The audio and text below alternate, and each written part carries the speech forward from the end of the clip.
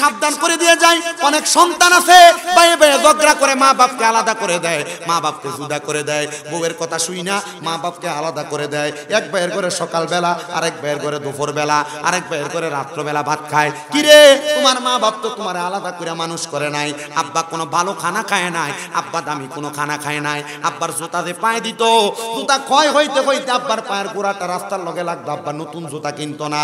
সন্তান চিন্তা করে দেখো, ছোটবেলার কথা মনে করে দেখো, আব্বা তোমার নতুন জুতা কিনে দিত, ছোট ছোট পায়ে নতুন জুতা পায়ে দিয়া হাটের উপরে রাত্রবেলা দৌড়াদৌড়ি করতা।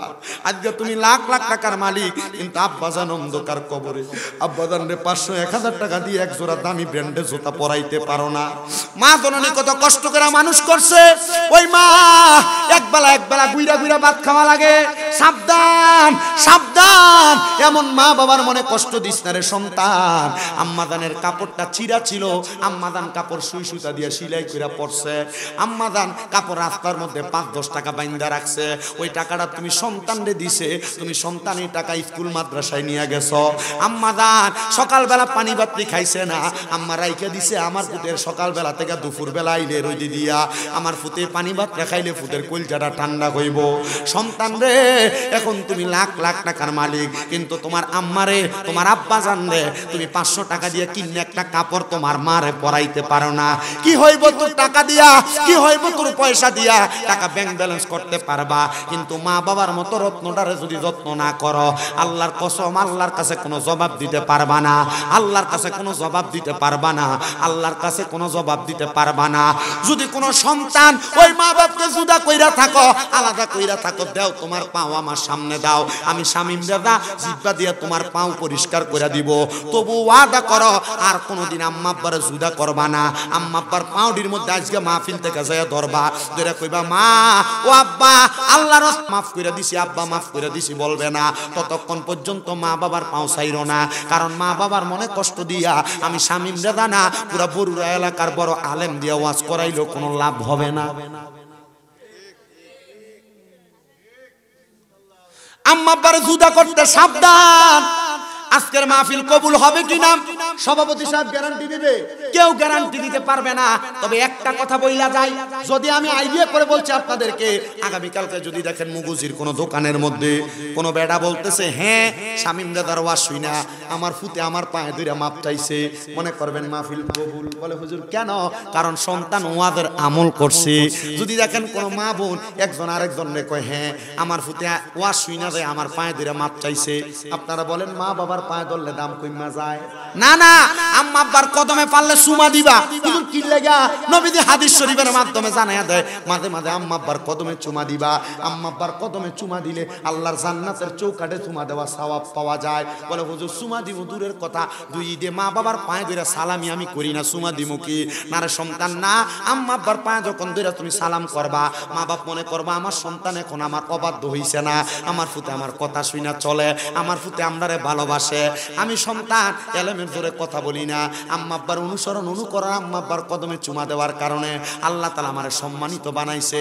আল্লাহর রাস্তায় মাপ চাই সন্তান, ওই মা বাবার পায়ের মধ্যে দরবা দেখবা আল্লাহ তোমারে দুনিয়া জমিনে জিরো থেকে হিরো বানাইবো, টাকার মালিক বানাইবো, সম্পদের মালিক বানাইবো। আম্মা আব্বার সঙ্গে টাকা পয়সা নিয়ে বড়াই কইরো না। অনেকে আছে বাবা নাই, আব্বা আম্মার কাছ থেকে 5 টাকা 10 টাকা চাইয়া নিছে, এখন চা দোকানে অনেক মুরব্বী বাবারা দোকানে বইসা থাকে, কিন্তু সন্তানের মুরদ নাই, আব্বা দান 100 টাকা হাত খরচের জন্য দিব কেমনে? আব্বা দান তো অন্ধকার কবরে। সন্তান আল্লাহর রাস্তায় তোমার কাছে আমি ক্ষমা প্রার্থনা করি, ওই মা বাবার কাছে মাপ চাইবা। অনেকে চিন্তা করে হুজুর যাদের বাড়িতে আব্বা আছে তারা বাড়িতে যা বাবার পায়ে ধরে মাপ চাইবো, আমার তো আব্বা নাই, আমি কার পায়ে ধরে মাপ চাইবো? অনেকে চিন্তা করে হুজুর যাদের বাড়িতে মা আছে তারা বাড়িতে যাই আমার পায়ে ধরে মাপ চাইবো, আমার তো মা নাই, আমি কার পায়ে ধরে মাপ চাইবো? সন্তান চিন্তা কইরো না, আখিরি মুনাজাত হবে কিছুক্ষণ পরে, দোয়া করবা রব্বির হামহুমা কামা রব্বায়ানি সগীরা ওয়া কুর রব্বির হামহুমা কামা রব্বায়ানি সগীরা। আল্লাহর কসম, আল্লাহর নবী শিখিয়ে দেয় কোন সন্তানের মা মারা যাওয়ার পরে, সন্তানের বাবা মারা যাওয়ার পরে ওই সন্তান যদি আল্লাহর কাছে দোয়াটা পইরা চোখের মণিকোটার মধ্যে একটা মাছির মাথা পরিমাণ পানি চাইরা দিয়া আম্মার জন্য আব্বার জন্য চোখের পানি ফালায়া ফালায়া কান্দে। ওই পানি মাটিতে পড়ার আগে আমার আল্লাহ তার মা বাবার জীবনের গুনাহ মাফ করে দেয়। ডাইনে বামে সামনে যারা আছে সবাই মহান মনিবের প্রশংসা করে মুখের জড়তা ছেড়ে দিয়ে আল্লাহ তাআলাকে খুশি করার জন্য এক বাক্যে উচ্চ কণ্ঠে পড়ি আলহামদুলিল্লাহ। আমি আপনাদের কাছে আল্লাহ তাআলার কোরআনুল কারীম থেকে একটা আয়াত তেলাওয়াত করেছি। আল্লাহ বলেন, ওয়ালা তাকুনু কাল্লাযীনা নাসুল্লাহা ফাআনসাহুম আনফুসাহুম উলাইকা হুমুল ফাসিকুন।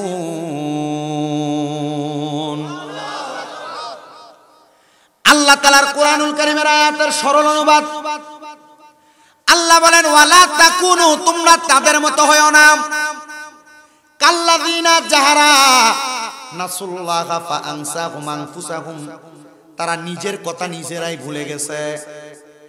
উলাইকা হুমুল ফাসিকুন, এই কথাটার অনুবাদ সর্বশেষ বলবো। আল্লাহ যে বললেন তোমরা তাদের মতো হয়ো না যারা নিজের কথা নিজেরাই ভুলে গেছে। ও মুসলমান, তারা কারা? তাদের পরিচয় তো আমাদের জানার দরকার আছে না? আমরা দুনিয়াতে চলাফেরা করতেছি, আমরা ওই মানুষদের পরিচয় একটু জানার দরকার। এ জানাইয়া দিচ্ছে আল্লাহ কোরআনুল কারীমের পরের আয়াতের মাধ্যমে। আল্লাহ বলেন, আপনারা সবাই মুহাব্বতে যদি আয়াতটা মনে থাকে বলবেন। আল্লাহ বলেন, লা ইয়াস্তাউই আসহাবুন নারি ওয়া আসহাবুল জান্নাহ। এতটুকু আল্লাহ তাআলা বলেন, যারা দোজখবাসী যারা জান্নাতবাসী তারা এক রকম নয়। আল্লাহ কেন কেন কেন আল্লাহ তাআলা ঘোষণা করে, বান্দা কেন শুনে নাও, আসহাবুল জান্নাতি হুমুল ফাইজুন, যারা জান্নাতি তারা হইল সফল কাম।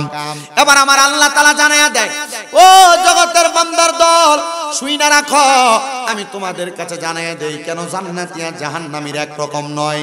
যারা দুনিয়াতে জান্নাতি, ওই জান্নাতি মানুষরা এমন কিছু কাজ করবে যেই কাজের মাধ্যমে তাদের জীবন পরিবর্তন হবে, এমন কিছু কাজ করবে যে কাজের মাধ্যমে তাদের দুনিয়া এবং আখিরাত দুইটাই সুন্দর হবে, সফল কাম হবে। তারা এমন কাজ করবে যেই কাজের মাধ্যমে দুনিয়ার মানুষও সন্তুষ্ট হবে, কিন্তু দুনিয়ার মানুষ সন্তুষ্ট হোক আর না হোক আমার আল্লাহ তাদের উপর বেশি সন্তুষ্ট হবে। যদিও দুনিয়ার মানুষ তাদের উপর অসন্তুষ্টি হয়, কিন্তু আল্লাহ যারা জাহান্নামী তাদের সঙ্গে কেন আপনি পার্থক্য করলেন? আল্লাহ তাআলা জানায়া দেয়, বান্দা তাদের সঙ্গে পার্থক্য তোমাদের দুই ধরনের, একটা হলো আমলি পার্থক্য আর একটা হলো পার্থিব জীবনের পার্থক্য। আমলি পার্থক্য হলো যারা জাহান্নামী তারা লোক দেখানো ইবাদত করবে, যারা জাহান্নামী তারা গুনার কাজটাকে বড় আনন্দের সাথে করবে, যারা জাহান্নামী তারা দুনিয়ার জমিনের মধ্যে ভালো কাজটাকে তারা অবহেলা করবে। তবে মনে রাখবা বান্দা, যদি তোমরা জান্নাতীদের অনুসরণ করো তাহলে দেখবা তারা দুনিয়ার হেয়ালি কাজগুলোকে একদিকে রাইখা তারা আল্লাহ তাআলার ইবাদতের প্রতি বেশি মনোযোগী হয়ে যায়। এবার আসেন আল্লাহর নবীর একটা হাদিস শরীফ লক্ষ্য করেন। হযরত আবু হুরায়রা রাদিয়াল্লাহু তাআলা আনহু বলেন, ও দুনিয়ার মানুষের দলেরা, আমি নবীজির জবান মোবারকের মধ্যে বলতে শুনলাম, নবী আমার বলেছে, যদি তোমরা দুনিয়াতে জান্নাতি ব্যক্তি চিনতে চাও তাহলে ওই ব্যক্তিদের দিকে তাকাও যারা সব সময় নামাজের আযানের ওয়াক্ত যখন হয় তারা সূর্য দেখে দেখে সময়টাকে নির্ধারণ করে তারা নামাজের মধ্যে দাঁড়ায়া যায়। আখির নবীর উম্মত হাসাইসুল কুবরার মধ্যে নবী হাদিস বর্ণনা করে বলে দিচ্ছেন, একই হাদিস হযরত হাসান রাদিয়াল্লাহু তাআলা আনহু বর্ণনা করে বলছেন, যদি দুনিয়ার জমিনের মধ্যে নামাজের ওয়াক্ত চিহ্নওয়ালা মানুষ দেখতে চাও তাহলে তাদের দিকে তাকাও যারা নামাজের মধ্যে তাড়াহুড়া করে না, যারা নামাজের মধ্যে তাড়াহুড়া করে না, যারা নামাজের মধ্যে তাড়াহুড়া করে না। আমরা মসজিদে যাই, মুরগি যেমন ভাবে ঠুকুর দিয়ে আদার খায়, আমরা এমন তাড়াতাড়ি সাজদা দিয়ে রুকু দিয়ে চলে আসি, এমন নামাজি এলাকায় নাই। বড় খবরদার, আল্লাহর নবী জান্নাতীদের পরিচয় দিচ্ছে। এক নাম্বার, তাহলে তোমরা তাদের দিকে তাকাও যারা সূর্য দেখে নামাজের ওয়াক্ত নির্ধারণ করে নামাজ আদায় করে। আমরা কিন্তু নামাজের ওয়াক্তটা সূর্য দেখে কিন্তু নির্ধারণ হয়। এখন না আমরা একটা দরা বান্দা বানাইছি জোহরের জামাত 1:30টার দিকে, কিন্তু জোহরের জামাত বর্তমানে শুরু হয় 12:30-এর আগে। জোহরের ওয়াক্ত শুরু হয় কখন? 12:30-এর অনেক আগে। পরবর্তী প্রায় 12টা 6 পর থেকে শুরু হয় আর কি। কেন দেরি করেন, নামাজ আদায় করেন। কারণ কি বলে এটা হুজুর আমরা নিয়মে পরিণত করছি। না না না, নিয়ম পাল্টান। কি লাগে 1:30টাতে জামাত হওয়া লাগবে, 1:15তে জামাত হওয়া লাগবে।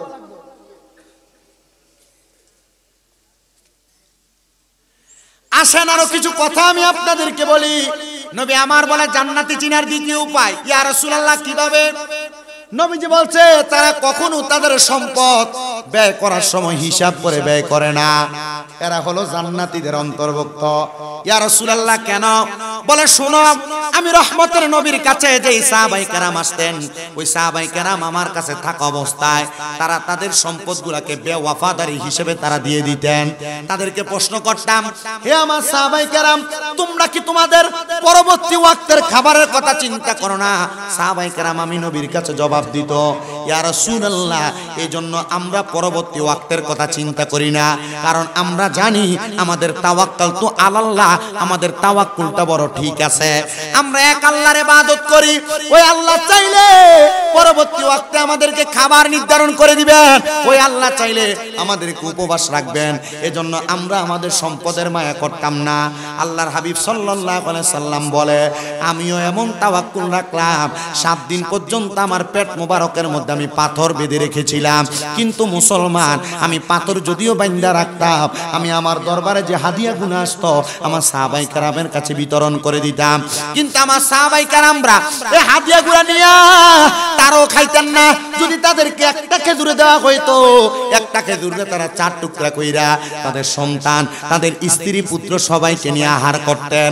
ও মুসলমান, তাহলে জান্নাতি চিনার আরেকটা উপায় হইল, তারা কখনো সম্পদ আল্লাহর রাস্তায় হোক আর পরিবারের জন্য হোক ব্যয় করতে হিসাব করে ব্যয় করে না।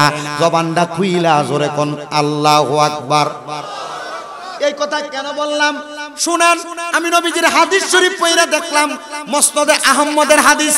নবীজি বলছেন দুনিয়াতে এমন ব্যক্তি অনেক আছে যারা তারা ইনকাম করে, টাকা আছে, পয়সা আছে, চাইলেই ভালো পোশাক পরতে পারে কিন্তু পরে না, চাইলেই ভালো খাইতে পারে কিন্তু খায় না। এমন কাস্টমার লোক আছে না?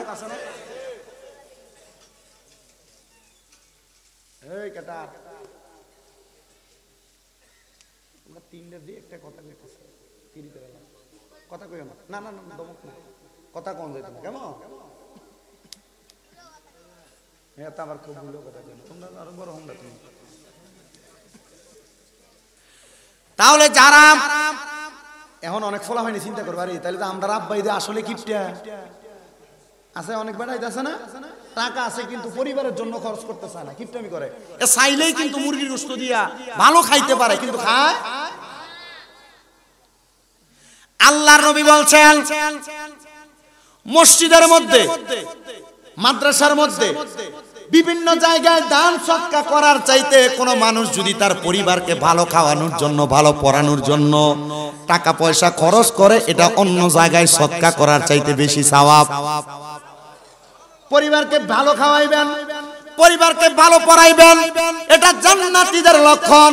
সুবহানাল্লাহ পড়েন। এজন্য মুসলমান, আপনারা সুন্দর পোশাক পরার ক্ষমতা আছে, আপনি পরেন না, সিরাটা ফিরা রাস্তায় বের হইয়া দান গা। সাবধান, আল্লাহ সুন্দর সৌন্দর্যকে আল্লাহ পছন্দ করে। সাবধান সাবধান, অসুন্দরভাবে চলাফেরা করবেন না।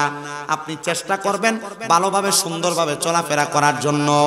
নবীজি বলতেছেন এবার 3 নাম্বার জান্নাতি চিনার উপায় হইল, এমন অনেক মানুষ যারা রাস্তা দিয়ে চলার পথে নমনীয়তা অবলম্বন করে। নমনীয়তা কি? ওই ব্যক্তি যখন রাস্তা দিয়ে চলে, রাস্তার মধ্যে কোনো কষ্টদায়ক বস্তু দেখলে সরাইয়া দেয়, রাস্তার মধ্যে কোনো মানুষ দেখলে সালাম বিনিময় করে, মানুষের সঙ্গে সদাচরণ করে। ইয়া রাসূলুল্লাহ, তাহলে 3টা জিনিস পাইলাম, সদাচরণ করা, কষ্টদায়ক বস্তু সরাইয়া দেওয়া, সালাম বিনিময় করা। এই 3টা খাসিয়ত যার মধ্যে থাকবে তারে দেখলে বুঝবেন সে জান্নাতি মানুষ। কিন্তু আমরা এলাকার বেডারা হঠাৎ করে টাকার মালিক হইছে, এখন রাস্তা দিয়ে যাওয়ার সময় আর মুরব্বিরা চোখে লাগে না, সালামও দেয় না।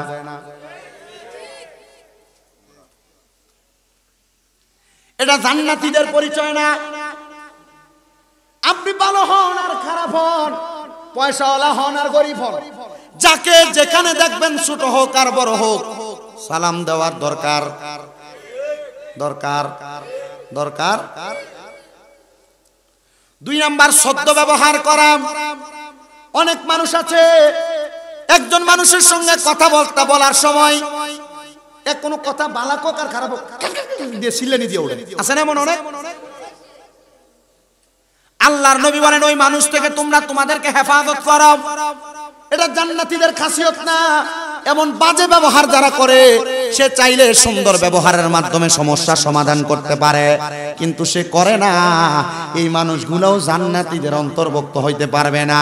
এজন্য সাবধান, কারোর সঙ্গে ব্যবহার যখন করবেন সুন্দর ব্যবহার করবেন, দমক দিবেন না, খারাপ ব্যবহার করবেন না, খেটখেটাইবেন না। আল্লাহ যেন সুন্দর ব্যবহার করার তৌফিক দেখুন, আমিন। রাস্তার মধ্যে থেকে কষ্টদায়ক বস্তু সরাইয়া দেওয়া এটা জান্নাতি চিনার উপায়, কিন্তু আমরা রাখার বেটারা গরুর গোবরের লাইন, বাথরুমের পানির লাইন রাস্তার উপরে দেয় না।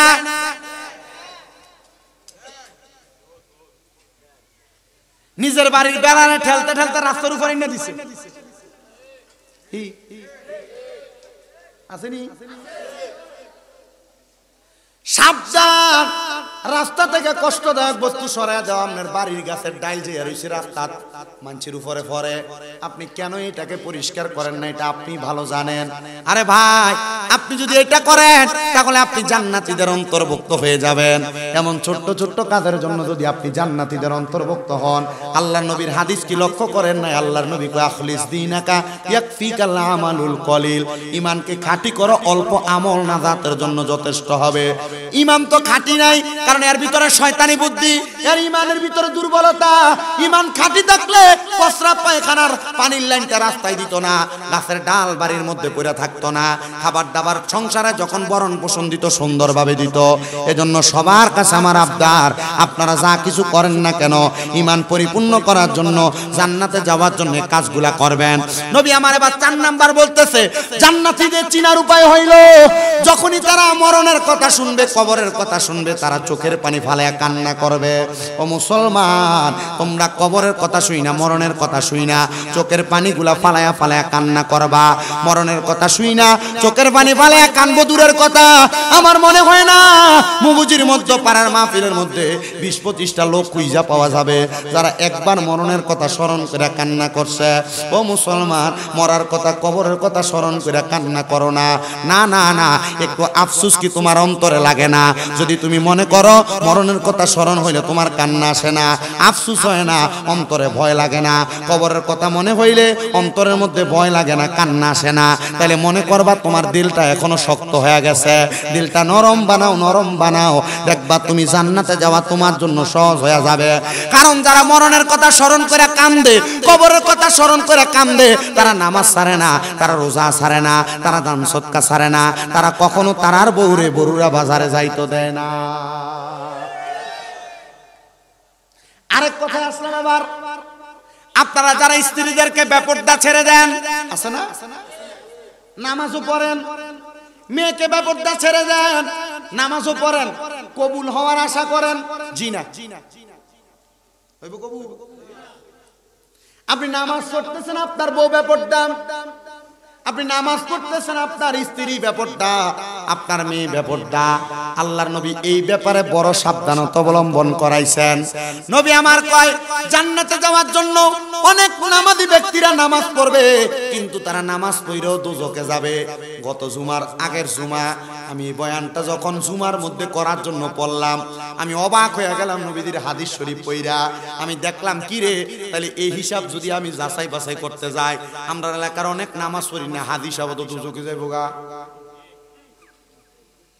কারণ কি, উনি নামাজ পড়ে, হজ করছে, ইবাদত ভালো, কিন্তু ওনার বউ এখনো 3 পিস সিন্ডে কাপড় পরে, যে ওনার বউয়ের পেটটা দেখে রাস্তা দিয়ে হাঁটে, ওনার মাইয়া স্কুলে যায় চুল ছাইরা, উনি যে নামাজ পড়ে, তাহলে উনি যে বেপরদা মাইয়ার কারণে দোজখে যাইব। আল্লাহর নবী কয় একটা মেয়ের কারণে 4 প্রকারের ব্যক্তি জাহান্নামে যাবে। 1 নাম্বার, কোন বাবা মেয়ে জন্ম দিল কিন্তু বাবা মেয়েটারে পর্দা করাইলো না, বাবা দোজখে যাবে। কোন ভাই তার বোনটার সম্পর্ক আছে কিন্তু বোনটারে পর্দা করাইলো না, ওই ভাই তার বোনের কারণে দোজখে দোজখে যাবে। কোন স্বামী, আপনারা যারা বিবাহ করছেন আপনারা মনোযোগ দেন, কোন স্বামী তার স্ত্রীকে পর্দা করাইলো না, ওই স্বামী তার স্ত্রীর বেপর্দার কারণে দোজখে যাবে। কোন সন্তান, আমরা যারা আছি সবাই কোনো না কোনো মায়ের সন্তান, কোন সন্তান তার মাকে পর্দা করাইলো না, তখন এই সন্তান তার মায়ের কারণে দোজখে যাবে।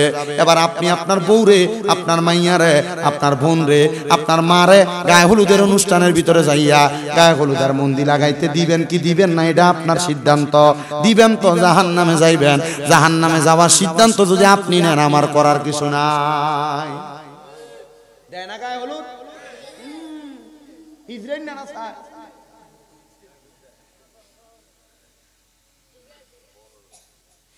এই ব্যাপারে বড় সাবধান। এই জন্য নামাজিরও দুজকে যাবে। কারণ কি? বউ বেপর্দা, মাইয়া বেপর্দা, বোন বেপর্দা, মা বেপর্দা, নামাজও পড়বেন আবার বেপর্দাও রাখবেন না। না না, সাবধান, এই বেহায়াপনার মধ্যে যাবেন না। তবে আমি কিছু পুরুষদেরকে সাবধান, একটু মনে রাখবেন, আপনারা যারা প্রাপ্তবয়স্ক হয়েছেন, আল্লাহর নবী বলেছেন এই প্রাপ্তবয়স্ক পুরুষ যারা শায়েখ জানি, যদি এটা মুরব্বী হয়, প্রাপ্তবয়স্ক বুড়া বয়সের মধ্যে যাইয়া রাস্তার মধ্যে অন্যান্য মহিলাদের দিকে তাকায় থাকে, এটার কারণে এই শায়েখ জানি বুড়া বয়সে জিনা করি না, বেটা জাহান্নামে যাইব। নবীজি কিভাবে বুঝতাম? আল্লাহর নবী রহমতের নবী হাদিস দিয়া বুঝাইতেছে। দেখবেন আছে না অনেক বেড়াই, একবার মনে করেন যে এর ঘরের বউ আছে, তবুও বাইরের মহিলাদের সাথে মনে করেন খুব একবারে কথা বলতে, ভাবিদের সাথে কথা বলতে খুব ভালো লাগে, আছে না? এমন আছে? এই নবীজি এদের কথা বলছেন। নবীজি বলছেন এই ব্যাপারে বড় সাবধান। ও মুসলমানের দলেরা, আমি জানতে চাই ওই দুনিয়ার জমিন থেকে যখন আমি নবীজি মেরাজে আসলাম, জাহান্নাম দেখার সময় আমি নবী দেখছি অনেক বৃদ্ধ বৃদ্ধ বুড়ারা জাহান্নামের মধ্যে। নবীজি কেন কেন কেন? বলে তারা জিনা করেছে তাদের চোখ দ্বারা, মুখ দ্বারা, হাত দ্বারা। আপনারা মনে করবেন নারীদের সাথে অবৈধভাবে সম্পর্ক করলে, মেলামেশা করলে মনে হয় জিনা হয়। না রে মুসলমান, না। কোন নারীর দিকে অবৈধভাবে তাকাইলে চোখের জিনা হয়। এই চোখটার মধ্যে উপরে ফেলা হবে, চোখটা থাকবে না। কোন নারীর সাথে জিনা করার জন্য যে পাও দিয়া দেখা করার জন্য যায় না, পাও দিয়া দেখা করার জন্য কেউ যখন তার পাও দিয়ে হাইটা যায়, তার পায়ে জিনা হয়। কোন মহিলা অবৈধভাবে তার হাতের মধ্যে কোন পুরুষ যদি ধরে, তাহলে তার হাতের জিনা হয়। কোন মহিলার সাথে অপ্রয়োজনীয় কোন কথা জবান দিয়া যদি কেউ বলে, তাহলে তার মুখের জিনা হয়। পোলাপান সাবধান, নিজের মোবাইল দ্বারা অন্য মহিলাদের সাথে কথা বলতে সাবধান। তারা এমন অবৈধ সম্পর্কের সাথে লিপ্ত, বড় সাবধান। বলে কারণ কি? কারণ এটার কারণে আপনার জবানের জিনা হবে, চোখের জিনা হবে, কানের জিনা হবে। কারণ কান দিয়ে আপনি অবৈধ মহিলার গলা, কানের আওয়াজ শুনতে পাইলেন। এবার আপনারা মনে করেন ও মুসলমান, জান্নাতি আর জাহান্নামী তো এই খাসিয়তের কারণে এক হইতে পারে না। আল্লাহ নবী কয় আসহাবুল জান্নাতি হুমুল ফাইজুন। আল্লাহর কোরআন বলে যারা জান্নাতি তারা সফল কাম। নবী গো কেন?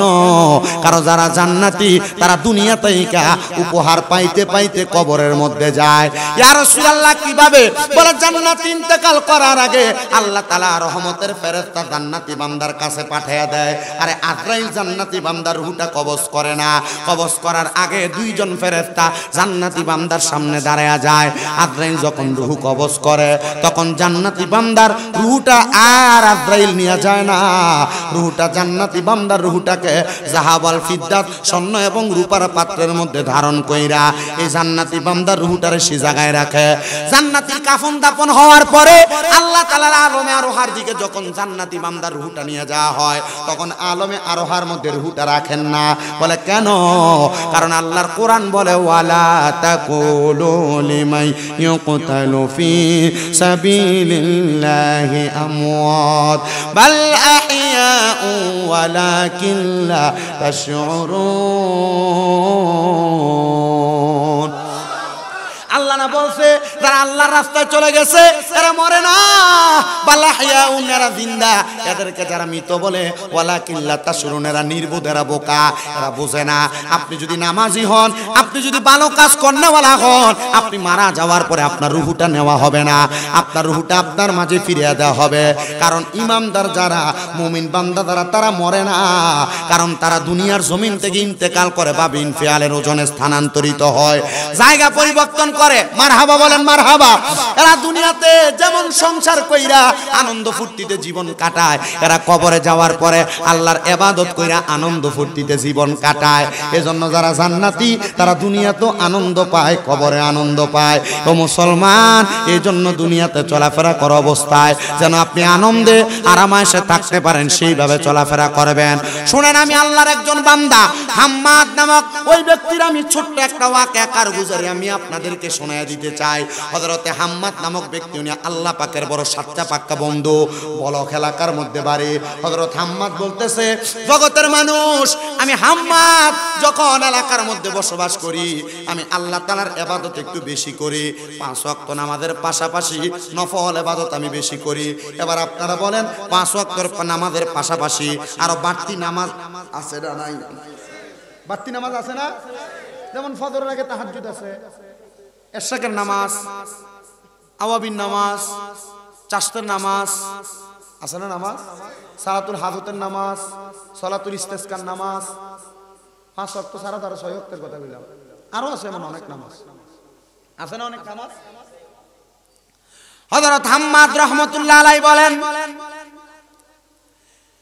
আমি ফজরের নামাজের পরে এশরাকের নামাজ আদায় কইরা, এশরাকের নামাজ আদায় করার জন্য ফজর থেকে আমি অপেক্ষা করতে লাগলাম। বেশি উপরের ক্লাস না, মাদ্রাসায় মাত্র মেশকাতুল মাসাবি কিতাবুস সালাত অধ্যায়ের ভিতরে হাদিস শরীফ। নবীজি বলছেন, আমি নবীজি কখনো ফজরের নামাজ আদায় করে সূর্য ওঠার আগ পর্যন্ত এশরাকের নামাজ না পড়ে উঠতাম। নবীজি বিছানা নামাজের মুসল্লা ত্যাগ করতেন না। সুবহানাল্লাহ কোন? হযরত হাম্মাদ বলে, নবীজির এই আমলটা আমি করতাম। আমি সব সময় ফজরের নামাজ পড়া এশরাকের নামাজের ওয়াক্ত সময়ের জন্য অপেক্ষা করতাম।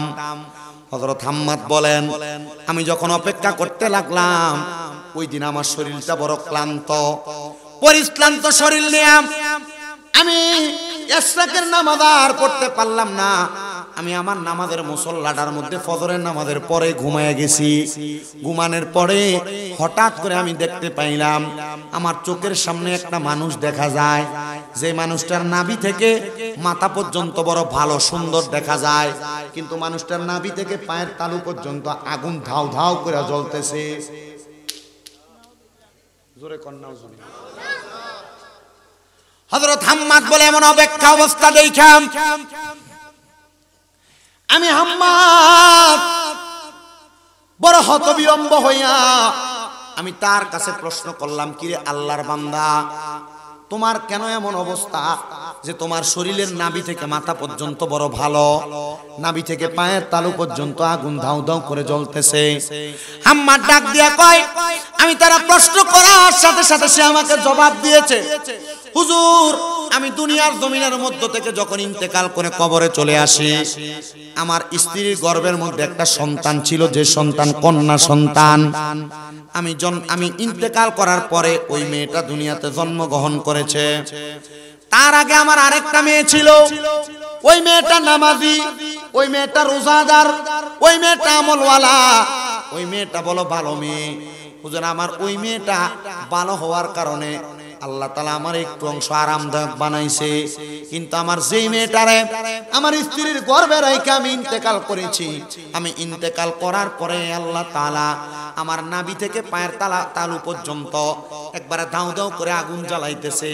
কারণ আমার ওই মেয়েটা জন্মগ্রহণ করার পরে আমার স্ত্রী মাইয়াটারে ভালো করে মানুষ করে নাই, মানে পর্দা করায় নাই, নামাজি বানায় নাই, নেককার বানায়। হুজুর, আল্লাহ তাআলা নাকি আমারে নাভি থেকে পায়ের তালু পর্যন্ত ওই মাইয়ার কারণে আযাব দিচ্ছে, আর যেই মাইয়াটা ভালা ওই মাইয়াটার কারণে নাভি থেকে মাথার তালু পর্যন্ত আল্লাহ তাআলা আমারে আরামদায়ক বানিয়ে দিছে। এবার আল্লাহর ওলি বলেন, আমি সাথে সাথে নামাজটা ত্যাগ করলাম, আমি নামাজ পড়লাম না। আমি এশরাকের নামাজ ওই দিন বাদ রাইখা এশরাকের নামাজ পড়ার আগে ওই বেরি তালাশ করতে গেলাম। সে আর কেউ না, আমাদের এলাকার একজন মানুষ, যে এলাকাটা হলো বলক এলাকা। আমি তার তার এলাকার মধ্যে যাইয়া তার ঘরটা তালাশ করলাম। ঘরটা তালাশ কইরা বাহির কইরা ডাক দিয়ে বললাম, আসসালামু আলাইকুম ওয়া রাহমাতুল্লাহ। সালাম দেওয়ার পর আমারে কোনো জবাব দেয় নাই, উল্টা তাদের ঘরের বাসি যে পানি আছে ওই পানিগুলো আমার উপরে ছেইরা মারছে। মারার পর দেখলাম একটা মাইয়া কেমন জানি এলোমেলো অবস্থায় বাহিরে আইসা কয়, সালাম দেন কেন, কারণ কি, আমাকে জবাব দেন। ওই মাইয়া আমার কাছে এমন কথা বইলা আমার শরীরের উপর নোংরা পানি ফেলে দিছে। আমি রাগান্বিত হইয়া মাইয়ার সঙ্গে কোনো কথা বলতে চাইলাম না। এবার আমি আবার ঘরের দরজায় সালাম দিয়া দেখলাম কোনো ভালা মানুষ ঘরে আসেনি। আবার সালাম দিলাম, আসসালামু আলাইকুম ওয়া রাহমাতুল্লাহ। দেখলাম ঘরের মধ্য থেকে একটা জবাব আসে, ওয়া আলাইকুমুস সালাম ওয়া রাহমাতুল্লাহি ওয়া বারাকাতুহু। আমি জিজ্ঞাসা করলাম, ঘরের মধ্যে কে আছেন? বলে, বাহিরে যাকে দেখতেছেন আমি তার বোন। বলে, আপনি কি আমার একটু কথা শুনতে পারবেন? বলে, হ্যাঁ। বলে, আপনার আব্বা ইন্তেকাল করেছে, কথাটা সত্য? হ্যাঁ, আমার আব্বা ইন্তেকাল করেছে। বলে, ইন্তেকাল করার পরে আপনার আব্বা কোথায় আছে আপনি কি জানেন নাকি? বলে, না না না, আমি আমার আব্বার খবরটা এখনো ভালো করে জানি না। বলে, কেন জানেন না? বলে, না জানার কারণ হইল আমার আব্বা তো মারা গেছে, কবরের খবর সম্পর্কে আমরা কোনো কিছুই জানি না। বলে, তাহলে শুনেন আপনার আব্বা কবরে কেমন আছে? কেমন আছে বলেন? বলে, আপনার আব্বার নাভি থেকে মাথার তালু পর্যন্ত সুন্দর আছে, ভালো আছে, কিন্তু আপনার আব্বার নাভি থেকে পায়ের তালু পর্যন্ত আগুনের মধ্যে জ্বলতাছে। বলে, কারণ কি? বলে, কারণ হইল আপনার বাহিরে থাকা বোনটা। বলে, কেন? এই বোনটা আমার আব্বারে কোনোদিন দেখে নাই, আমার আব্বা এই বোনটাকে মায়ের গর্ভে রেখে ইন্তেকাল করেছে। বলে, হ্যাঁ, ওই বোনটা আপনার মতো নামাজি হয় নাই, আপনার মতো শালীন হয় নাই, আপনার মতো পর্দাওয়ালা হয় নাই, আপনার মতো আদবওয়ালা হয় নাই। এই জন্য এই বোনটা বেপর্দা হওয়ার কারণে, অশালীন হওয়ার কারণে আল্লাহ তাআলা আপনার আব্বার কবরে আযাব দিয়া দিয়েছে। ওই মাইয়াটার সাথে সাথে আল্লাহ মুহাম্মদ নামক ব্যক্তিটা কদমের মধ্যে ঝরায়া ধইরা বলছে, হুজুর, আমি আমার আব্বা জানরে কোনোদিন দেখি নাই, কিন্তু আমার আব্বা জান নাকি আমি এই মাইয়ার জন্য জাহান্নামের আগুনে জ্বলতাছে। হুজুর গো, আপনি আমারে একটু অনুমতি দেন, আমারে সবক প্রদান করেন, তালিম প্রদান করেন, আমার আব্বা জান কেমনে মুক্তি পাবে। ডাক দেখো মাইয়া, শুনো, তুমি যদি তোমার আব্বাকে কবরের মধ্যে শান্তিতে রাখতে চাও, তাহলে তুমি এখন থেকে নামাজি হয়ে যাও, পর্দাওয়ালা হয়ে যাও, আমার কাছ থেকে তালিম প্রদান করো। তুমি এখন তালিম নিয়া তুমি তোমার জীবনটাকে পরিবর্তন করো। ওই মাইয়া বলেন, আমি আমার জীবনকে পরিবর্তন করতে লাগলাম, আমি হুজুরের কথা মোতাবেক পর্দা করতে লাগলাম, অশালীন ভাবে আমি আর চলি না, আমি নামাজ পড়তে লাগলাম, ইবাদত করতে লাগলাম। কিন্তু আমার হুজুরে বললাম, হুজুর, আমি যে আজকে আমাকে পরিবর্তন করে নামাজি হয়ে গেলাম, আমার আব্বার কবরে কি খবর একবার আপনি বলেন না। হুজুর ডাক দিয়া কয়, মা, তোমার আব্বাকে ওই দিন দেখার পরে আর আমি স্বপ্নে দেখি নাই। মনে রাখবেন মুসলমান, যদি কখনো আপনার মা, আপনার বাবা আপনার স্বপ্নে দেখা দেয়, দাদা দাদি স্বপ্নে দেখা দেয়, মনে করবেন তারা কবরে বড় খারাপ ভাবে আছে, কবরের অবস্থা বেশি ভালো না। এজন্য মাঝে মাঝে তাদের জন্য যে একটু দোয়া করবেন। কথা বুঝতে পারছেন? স্বপ্নে যদি মা বাবাকে দেখেন, দাদা দাদিকে দেখেন, বা আত্মীয় স্বজনকে স্বপ্ন দেখেন, কি করবেন? এদের জন্য দোয়া করবেন, পারলে কবর জিয়ারত করবেন, কোরআন শরীফ পড়ে দোয়া করবেন। কারণ কি? কারণ এরা কবরে কষ্ট থাকলেই আত্মীয় স্বজনদেরকে সাক্ষাৎ দেয়। ইবনে সিরিনের স্বপ্নের তাবির পড়ে দেখলাম যে আসলে কথা সত্য।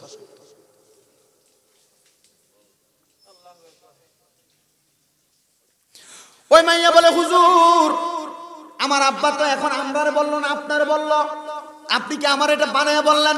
হুজুর বলেন, না, উপযুক্ত কোন ব্যক্তিকে দিয়া তোমাদেরকে বলাইলে তোমরা শুনবা কথাটা, এই জন্য হয়তো আল্লাহ আমারে দিয়া দেখাইছেন।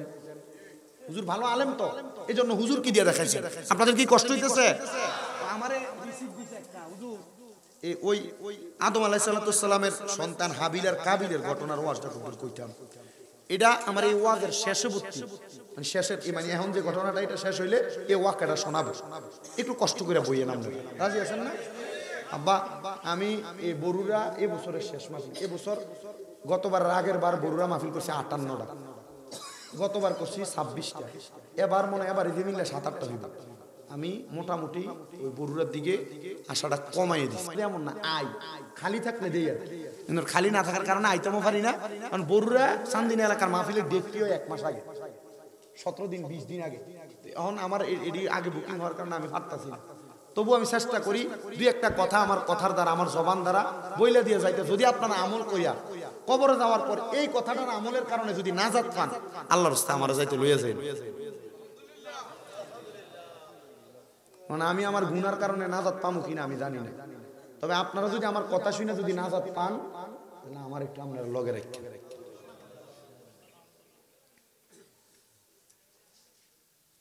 আপনারা এখন যারা আছেন সবাই বাসকার লোক, কারণ যারা যায় রাইতে 12টা বাজে না, যারা ঘুমাইন না এরা চলে গেছে। তবে আমার গতবারের আগের বার না, এর আগের বার তাইলে একবার কইরা যায় চতুর্থবারের সময় আবার তৃতীয়বারের সময় আমার মনে আছে। ওই তাবারকের সময় ইয়ানাবি কে দাঁড়ানোর লগ লগ মোটামুটি আইয়া আরো ঢুকি সাফে মুখজির মাহফিল দাও, আল্লাহ যেন কবুল করে। আমিন জোরে কোন, আমিন জোরে কোন। ওই মাইয়া ডাক দিয়া কয়, হুজুর এখন দিয়ে আর আব্বারে দেখি না। হুজুর কয়, আমি নিজেও তো দেখি না, তুমি দেখবা কেমনে? আমারও দেখতে মন চায় মাইয়া, তবে আমি তোমার কাছে একটা কথা বলি, দেখার একটা ব্যবস্থা আছে, তুমি কি দেখতে চাও? হুজুর হ্যাঁ দেখতে চাই আমার আব্বাকে। আপনাদের যাদের মা বাপ কবরে, আপনারা চাইলে আব্বা আম্মা কবরে কেমন আছে দেখতে পারবেন। কেমনে? আল্লাহর নবীর হাদিস এবং আল্লাহর কোরআনকে একসাথে কইরা আলেম উলামাগণ যাচাই করছে। কেউ যদি তাহাজ্জুদের নামাজ আদায় করে, কোন নামাজ? তাহাজ্জুদের নামাজ আদায় করে, আল্লাহ বলেন ওয়া মিনাল লাইলি ফাতাহাজ্জাদ বিহি নাফিলাতাল লাকা আসা আইয়াবাসাকা রাব্বুকা মাকামাম মাহমুদা। নবীজিকে বলছেন আপনি রাতের কিছু অংশে তাহাজ্জুদের নামাজ আদায় করেন, অতি সত্বর আপনাকে সম্মানিত জায়গা মাকামে মাহমুদ দেওয়া হবে, প্রশংসার জায়গা। এই আয়াত যখন নবীর উপর নাজিল হইছে, আমার নবীজি কান্না করে দিয়েছেন।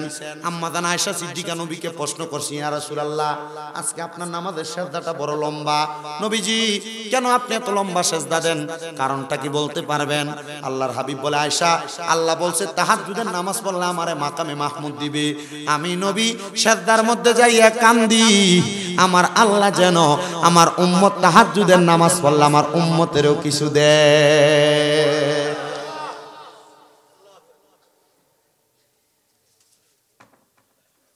আম পাতায় জাম পাতায় কত পানি ঝরে, তোমার শেষ বিদায়ের গোসল দিব বরুই পাতার জলে। ওরে শেষ বিদায়ে দয়াল নবী আইব রে। নবী আসবে কবরে কেন? বিসমিল্লাহি আসবে বিদায় রাসূলের কাছে দেওয়া হয়েছে। ওরে শেষ বিদায়ে দয়াল নবী আইব রে, ও প্রাণের নবী গো তুমি ধীরে ধীরে ফিরে ফিরে চাইও রে। তোমায় ডাক দিলে বলার প্রাণে চাইও রে, মাওলা ডাক দিলে শেখের দিকে চাইও রে, ও প্রাণের মাওলা রে তুমি ধীরে ধীরে ফিরে ফিরে চাইও রে। আমার বিয়ার যাত্রী আমি চারজনার দেখি, আমদার ঘরে নামাই দিয়া দিবে আমায় ফাঁকি। মৃত্যুর খাটটা কিন্তু 4 জন ব্যক্তি কান্দে লই বাসে কয়, আমার বিয়ার যাত্রী আমি চারজনার দেখি, আমদার ঘরে নামাই দিয়া দিব আমায় ফাঁকি। হায়রে ওই কবরে নূরের নবী আইব রে, কন্যা ওই আইব রে, ও মাবুদ মাওলা রে তুমি ধীরে ধীরে ফিরে ফিরে চাইও রে। তোমায় ডাক দিলে শেখের দিকে চাইও রে, বলেন ডাক দিলে চাইও রে, ও পানের মুর্শিদ রে তুমি ধীরে ধীরে ফিরে ফিরে চাইও রে। চাঁদের রাইতে আইসো গো মুর্শিদ চাঁদের বাহার, তোমার গলায় দেব আমরা প্রেমের একটা হার। তোমার আত্মাতে আত্মা মিশাইয়া রাই করে তোমার আত্মাতে আত্মা মিশাইয়া রাই করে ও পানের মুর্শিদ রে তুমি ধীরে ধীরে ফিরে ফিরে চাইও রে মুসলমান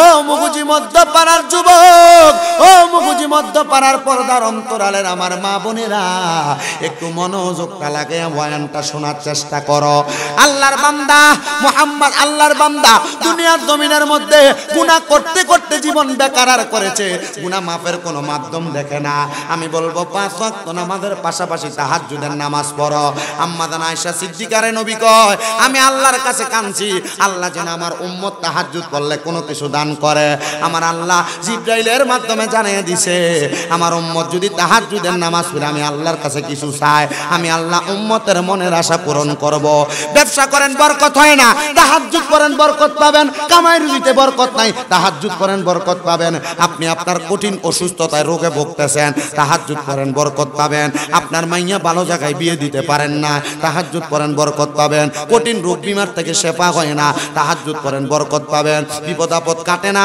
তাহাজ্জুদ করেন বরকত পাবেন এজন্য সবার কাছে আবদার বিদেশ যাওয়ার চেষ্টা করে পারে না তাহাজ্জুদ করেন বরকত পাওয়া যাবেন এবার ওই মাইয়া বলে হুজুর তাহাজ্জুদ করলে পাবো মাইয়া কয় আমি হুজুরের তালিম মোতাবেক আমি একটানা 7 দিন পর্যন্ত তাহাজ্জুদের নামাজ পড়ছি বলেন কয় দিন তাহাজ্জুদের নামাজ পড়া আমি আমার আল্লাহ তাআলার কাছে কান্নাকাটি করলাম কিন্তু আমি কান্না করলাম আমার আব্বা জানলে তো আমি আর দেখি না যখন আমি শেষ বেলায় আমার আল্লাহ তাআলার কাছে কান্না করতে লাগলাম কান্নারত অবস্থায় আমি হঠাৎ করে দেখলাম আমার ঘরটা একটা আলোতে কেমন জানি প্রকম্পিত হয়ে গেছে একটা আলোতে ঝলমল করতেছে মাথাটা উঠাইয়া দেখলাম আমার ঘরের মধ্যে কে জানি একজন হাজির আমি জিজ্ঞাসা করলাম কে আপনি বলে যে নবীজির আদেশ যে নবীজির কথা মোতাবেক যেই নবীর আমল তুমি করতেছো নবী আমি রাহমাতুল লিল আলামিন ইয়া রাসূলুল্লাহ আপনি আমার ঘর মোবারক ঘরের মধ্যে কেন আগমন করলেন রাসূল বলতেছে আব্বারে তো দেখতে চাও শ্রদ্ধার মধ্যে অবনত হইয়া যাও মাইয়া কয় আমি রাসূলের কথা মোতাবেক শ্রদ্ধার মধ্যে অবনত হইলাম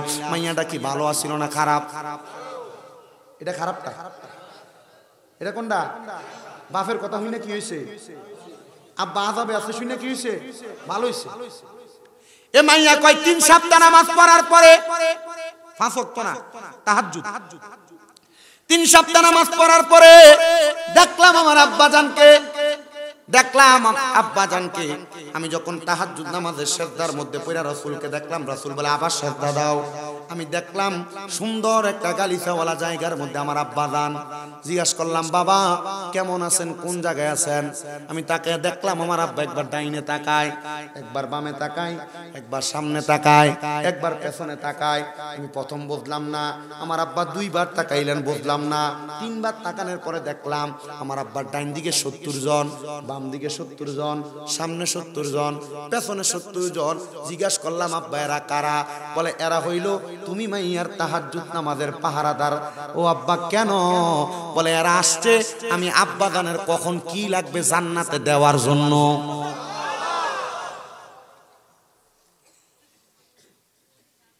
এ মাইয়াই জান্নাতের কারণ মাইয়াই আবার জাহান্নামের কারণ যদি বালা হয় বালা খারাপ হইলে খারাপ এবার বালা বানাইবেন না খারাপ বানাইবেন আপনার কাছে তবে বৈবাহিক জীবনে যদি কোনো মাইয়া খারাপ হয়ে যায় ও মাইয়াটার কারণে সংসারটা জাহান্নাম হয়ে যায় কথা কোন ঠিক কি না তবে মেয়েরা বৈবাহিক জীবনে খারাপ হওয়ার কারণ আছে কয়েকটা এক নাম্বার মেয়েদের মা দুই নাম্বার যে মেয়ে বিয়ে বৈশা যে জামাইয়ের কাছে আসছে ওই জামাই জিনা ব্যভিচার তিন নাম্বার ওই মেয়েটার সঙ্গে শ্বশুর শাশুড়ির খারাপ ব্যবহার এবার বলেন বিয়ে করে আসার পরে একটা মেয়ে খারাপ হওয়ার কারণ কয়টা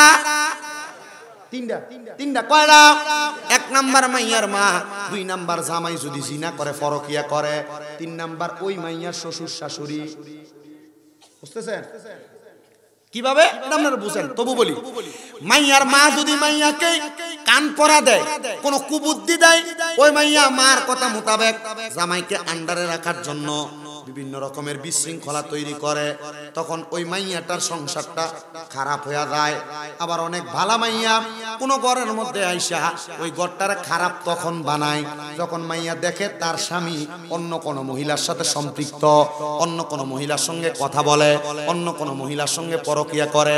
আমরা শুধু মহিলাদেরকে দোষ দিলে হবে না, মাঝে মাঝে নিজের দোষও তালাশ করা লাগবে। এই কথা বলেন না কেন?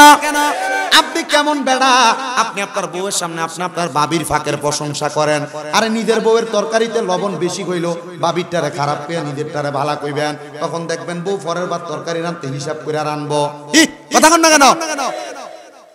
আপনি জামাই বদ কাজ করবেন, আপনার বউ ভালো থাকবে, এটা হইতেই পারে না। আপনি মোবাইলের মাধ্যমে পরকীয়ায় লিপ্ত, আপনার বউ আপনার সঙ্গে সুন্দর ব্যবহার করবে না। আপনি আপনার পার্শ্ববর্তী ঘরের ভাবিদের সাথে সুন্দর ইটিস ফিটিস কথা বলতেছেন, আপনার বউ আপনার সাথে ভালো ব্যবহার করবে না। এই ব্যাপারে বড় সাবধান, বড় সাবধান, বড় সাবধান, বড় সাবধান।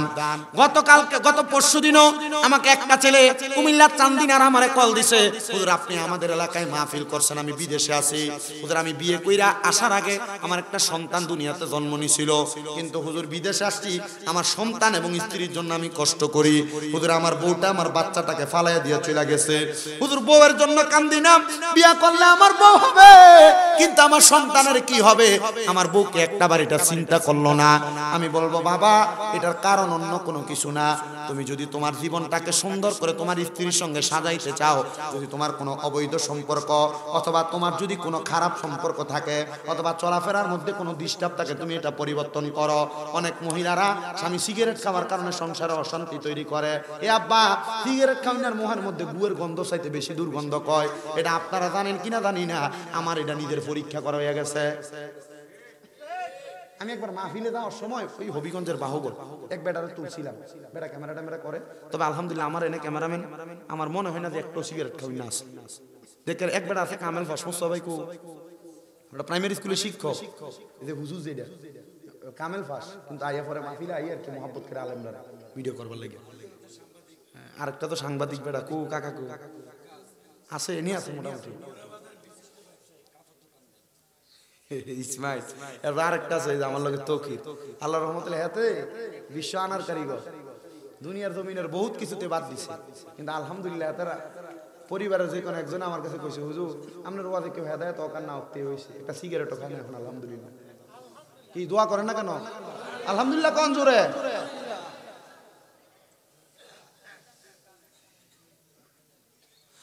আল্লাহ যেন কবুল করে, জোরে বলেন আমিন। হেদায়েত আসে কার থেকে? আপনারা জোরে কোন কার থেকে?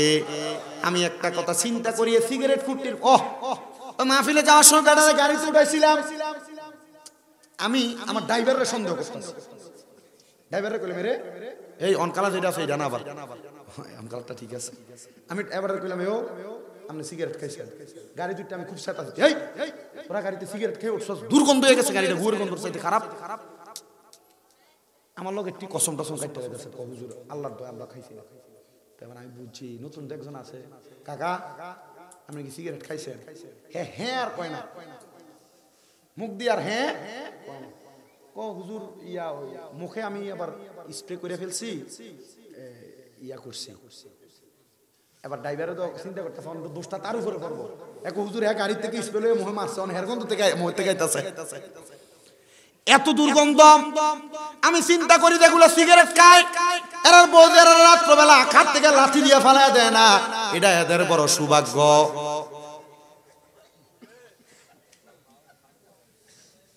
সৌভাগ্য তো ওই যে নবীজি জান্নাতীদের বর্ণনা দিছে, সাহাবায়ে কেরাম কই ইয়া রাসূলুল্লাহ জাহান্নামীদের বর্ণনা দেন না, জাহান্নামীদের বর্ণনা। নবী আমার কয় কিয়ামতের আগে এমন অনেক মানুষ দেখবা যাদের মুখের ভিতরে আগুন, এবার সিদ্ধান্ত আপনারা আর আপনারাই কোন কারার মুখের ভিতরে আগুন দেয়, যেটি সিগারেট খাইডির মুখের ভিতরে আগুন দেয়।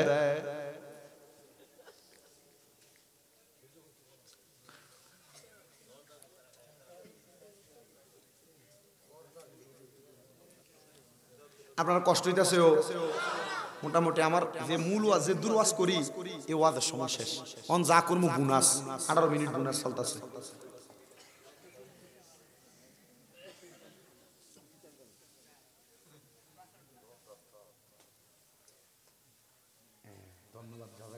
আপনারা কষ্ট আর করেন না, কারণ আমরা সবাই বয়স্ক মানুষ। এই গুণা যদি আজ দিও পরে এটি কান্দলে আসতাম না। তাইলে সিগারেট যারা খান বড় সাবধান, দুধ ডিম খেয়ে নি টিয়াটা দিয়ে। 5টিও যদি দাম হয়, একটা সিগারেট করে যদি 6টাও যদি খায় তাহলে 30 টিয়া। মাশাআল্লাহ, এক পা দুধ আর ডিম খাওয়ানো কি হয়েছে না? হইব কথা কি 20 টিয়া আবার কি সিগারেট?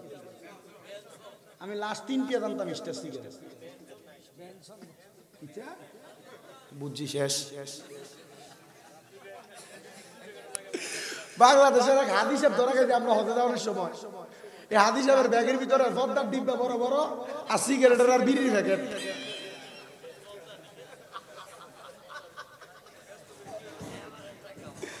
কি দেরি আমি পরে দিয়ে গেলাম কাকু আমরা বইয়ে রয়েছি। আমি দেখলাম যে বেটার আর বেটার যে মোয়াল্লিম এবার আর বেটার লয়ে যান মোয়াল্লিমে ক আমরা আগে মানা করে দিছি জনেরই না। আমি দিয়ে গেলাম কাকা ইয়া আপনি এটি কিনতে লইছেন? আমার ফুতে কাকিয়া দোকান আছে। হ্যাঁ, কাকিয়া দোকান আছে। ওই দোকানে এমন হাদিস সাহেবটার মাধ্যমে এটি সরবরাহ মাঝে মাঝে নেই আর কি। আমি একটু বেশি লয়ে লিছি।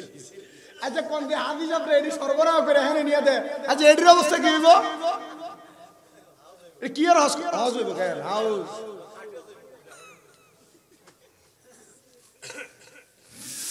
আল্লাহ তাআলা আমাদেরকে বোঝার তৌফিক দান করে, জোরে বলেন আমিন।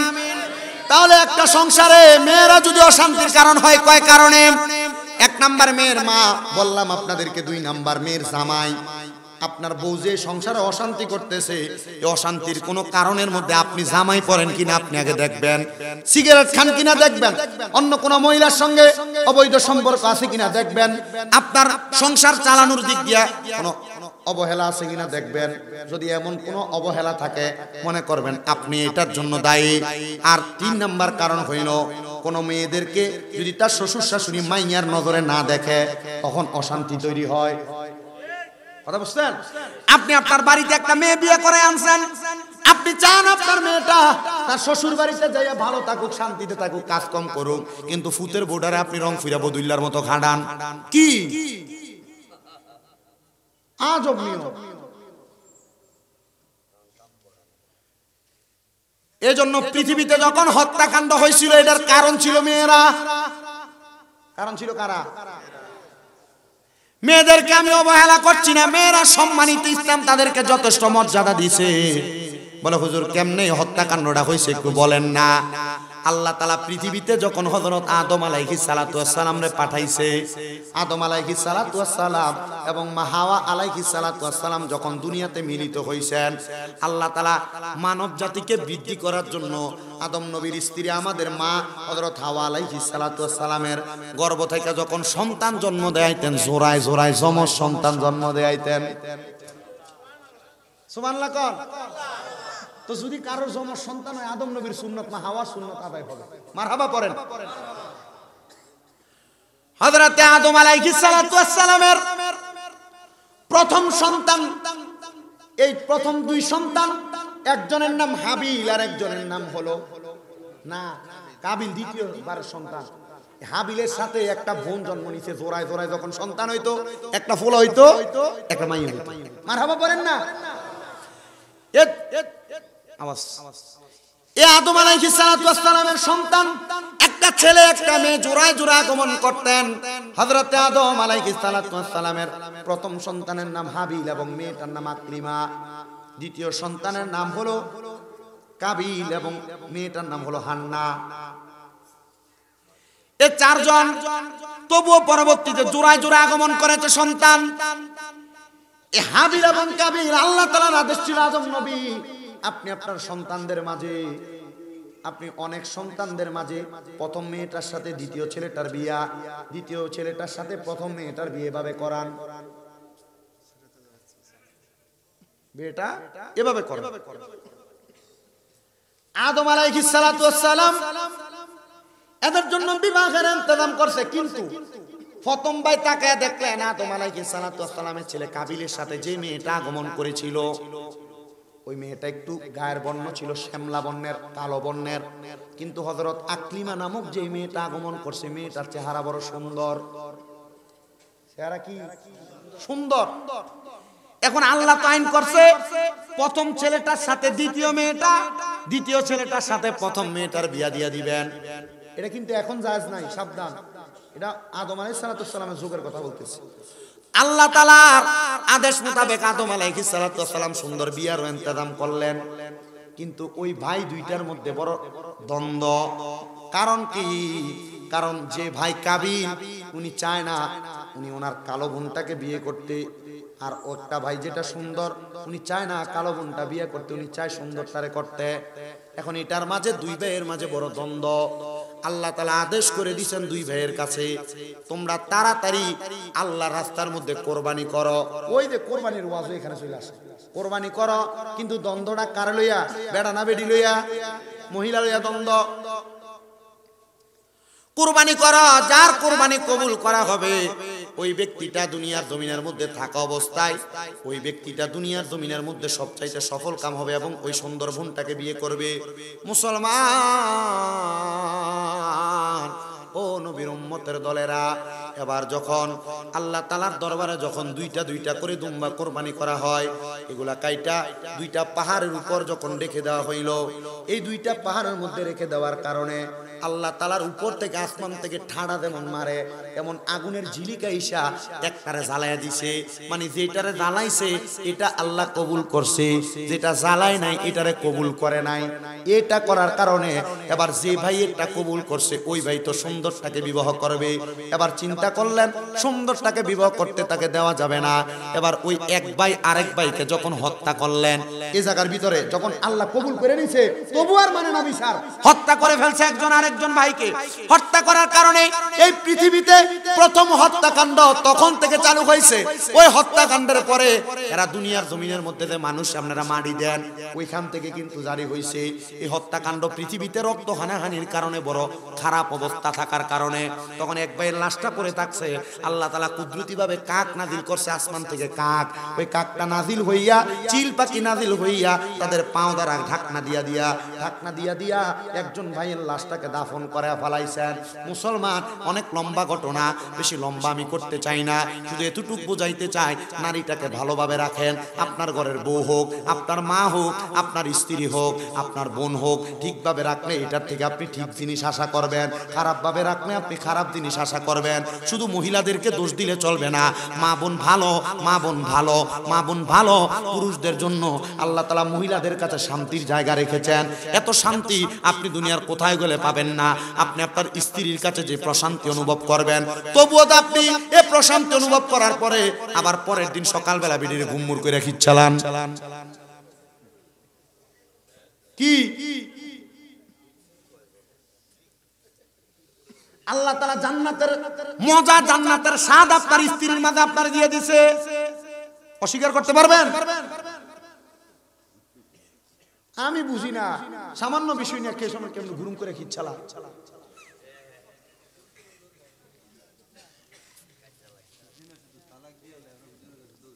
তালাকও দিয়া লাগে। আমার কাছে হাজীগঞ্জ থেকে এক মহিলা ও হুজুর আমার জামাই তো আমার অন্যায়ের কারণে তালাক দিছে। আমি অন্যায়টা কিটা? হুজুর আমার জামাই টিয়া ফাটাইছিল, আমি জায়গা কিনছিলাম আমার নামে। তুরকু ফলে তোর ফিসা দিয়ে ফিটানোর দরকার বেরিয়ে জামাই টিয়া ফাটাইছিল, তুই জায়গা কিনিস তোর নামে। হুজুর আরো দূর করছিলাম, আমার মার নামে আধা ঘন্টা কিনছি। আর ওই শ্বশুর শাশুড়িটি কেমন ব্যাক কল, যে জামাই টাকা দিয়ে তুই কেমনে চলো, শরম লাগে না?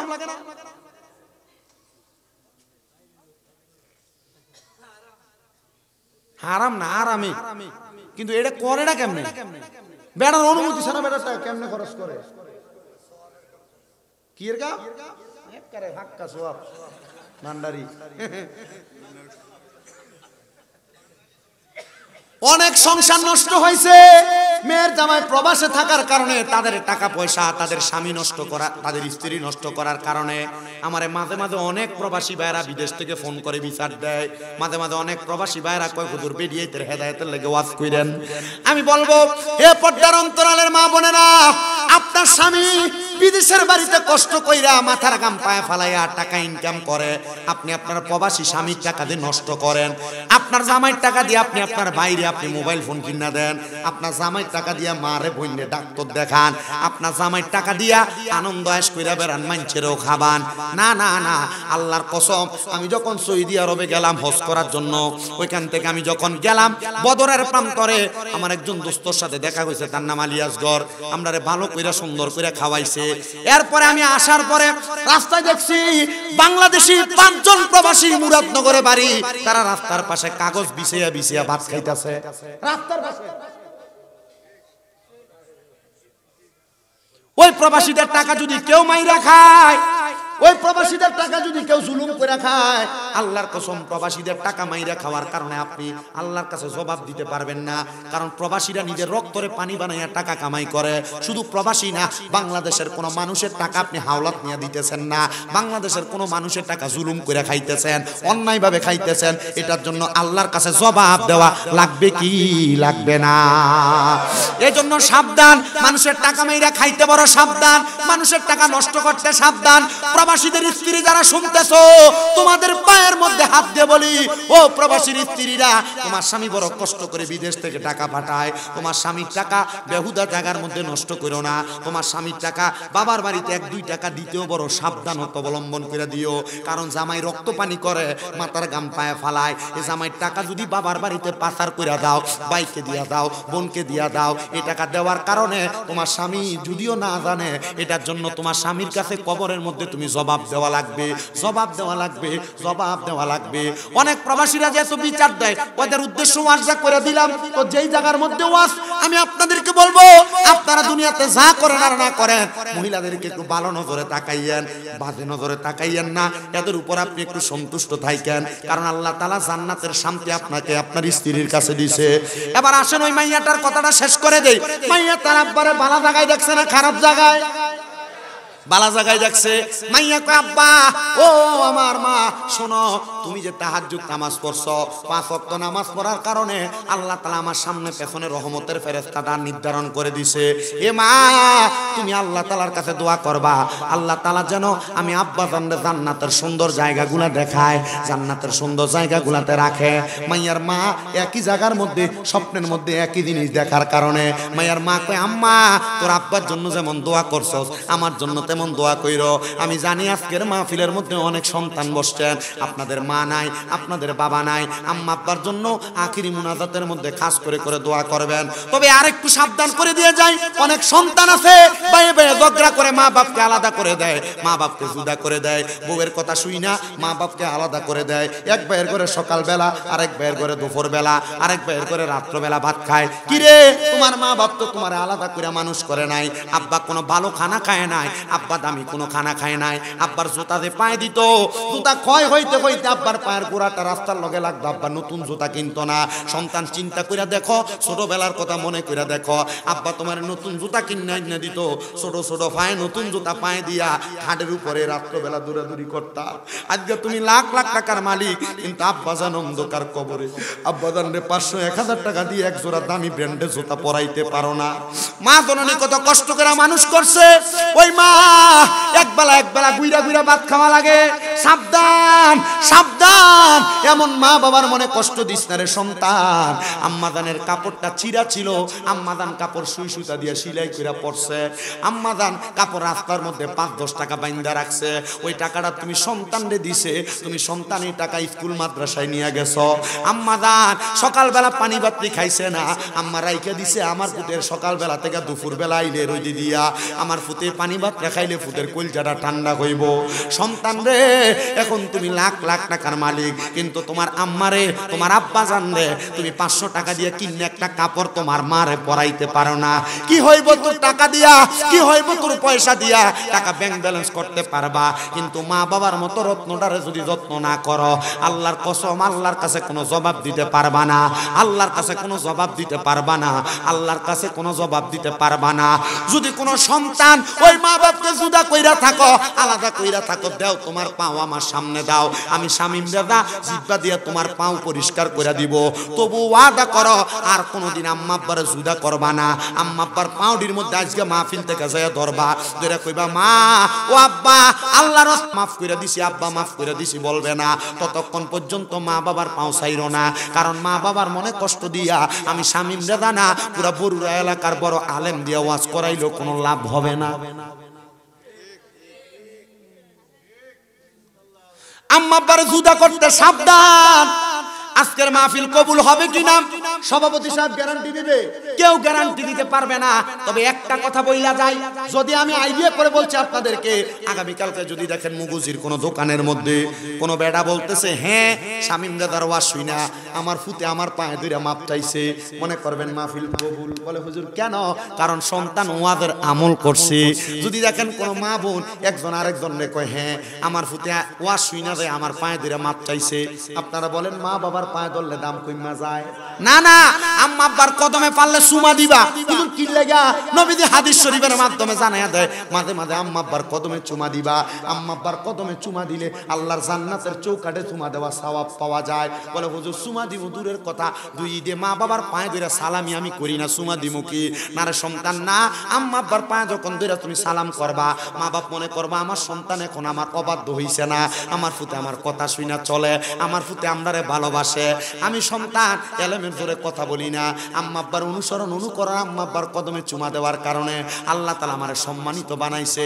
আল্লাহর রাস্তায় মাপ চাই সন্তান, ওই মা বাবার পায়ের মধ্যে দরবা দেখবা আল্লাহ তোমারে দুনিয়া জমিনে জিরো থেকে হিরো বানাইবো, টাকার মালিক বানাইবো, সম্পদের মালিক বানাইবো। আম্মা আব্বার সঙ্গে টাকা পয়সা নিয়ে বড়াই কইরো না। অনেকে আছে বাবা নাই, আব্বা আম্মার কাছ থেকে 5 টাকা 10 টাকা চাইয়া নিছে, এখন চা দোকানে অনেক মুরব্বী বাবারা দোকানে বইসা থাকে, কিন্তু সন্তানের মুরত নাই। আব্বা জান 100 টাকা হাত খরচের জন্য দিব কেমনে? আব্বা জান তো অন্ধকার কবরে। সন্তান আল্লাহর রাস্তে তোমার কাছে আমি ক্ষমা প্রার্থনা করি, ওই মা বাবার কাছে মাপ চাইবা। অনেকে চিন্তা করে হুজুর যাদের বাড়িতে আব্বা আছে তারা বাড়িতে যা বাবার পায়ে ধরে মাপ চাইবো, আমার তো আব্বা নাই আমি কার পায়ে ধরে মাপ চাইবো? অনেকে চিন্তা করে হুজুর যাদের বাড়িতে মা আছে তারা বাড়িতে যাইয়া মার পায়ে ধরে মাপ চাইবো, আমার তো মা নাই আমি কার পায়ে ধরে মাপ চাইবো?